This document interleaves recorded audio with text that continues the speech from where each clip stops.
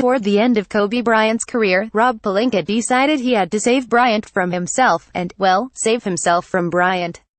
So he pulled out a copy of the NBA's collective bargaining agreement, and scoured the uniform player contract for language that would keep Bryant from jumping out of an airplane with a parachute, and forcing his agent to do it too.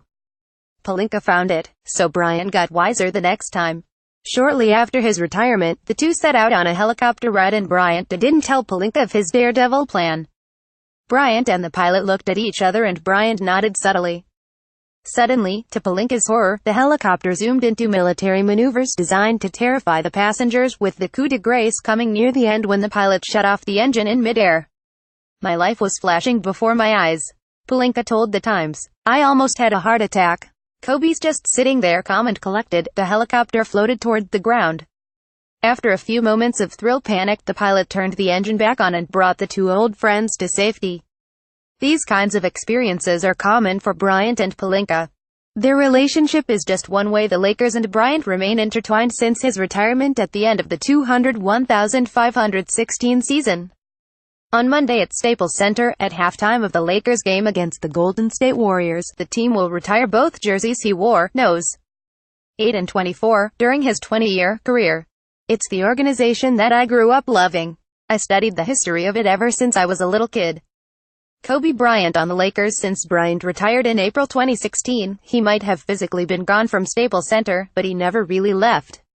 Now there will be a new reminder there every day of what he meant to the Lakers. "It's the organization that I grew up loving," Bryant told The Times. "I studied the history of it ever since I was a little kid. I'm why aware of the jerseys that get retired up there. I've just been very, very fortunate to play with an organization that we've just been with each other for the entire ride.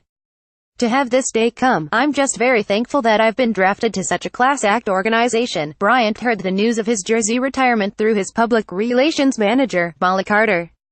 His response, "Holy expletive," Bryant said. And his response when he heard the Lakers plan to retire both jerseys, "Holy expletive," Bryant said. "It's a fitting gesture for a player whose presence permeates the organization.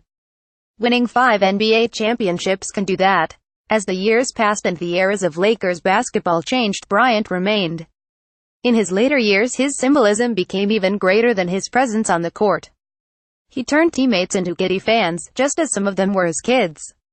Lakers forward Larry Nance Jr. remembers Bryant strolling into the practice facility during the summer of 2015. Nance was a rookie playing pickup with his new teammates when the whole gym froze. He describes the moment like a child might describe meeting his favorite player. "It was just kind of like, oh my god. We're on the same team as Kobe," Nance said.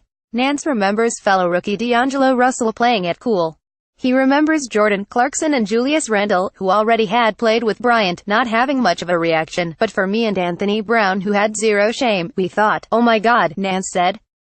"We're in the locker room, like, oh this is so cool. But that aura, that swagger that you saw on TV is exactly what he is in person." Bryant also made sure Nance knew who the boss was. There was one famous moment during Nance's rookie year when Bryant emerged from the locker room and needed a seat on the bench, so Nance was banished to the floor. Bryant was faded for most of his final season after announcing his retirement on November 29, 2015. He finished his career with a 60-point outburst in a nationally televised win over the Utah Jazz on April 13, 2016. Then he left, but he didn't really.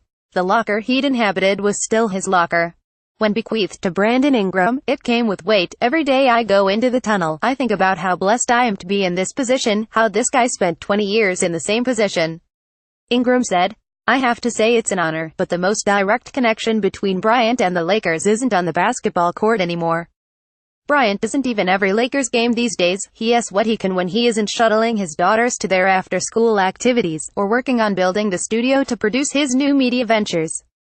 His most direct connection to the organization is Pelinka, the Lakers general manager, who came highly recommended for that position by Bryant. "Rob is the godfather to our daughter Gianna," Bryant said.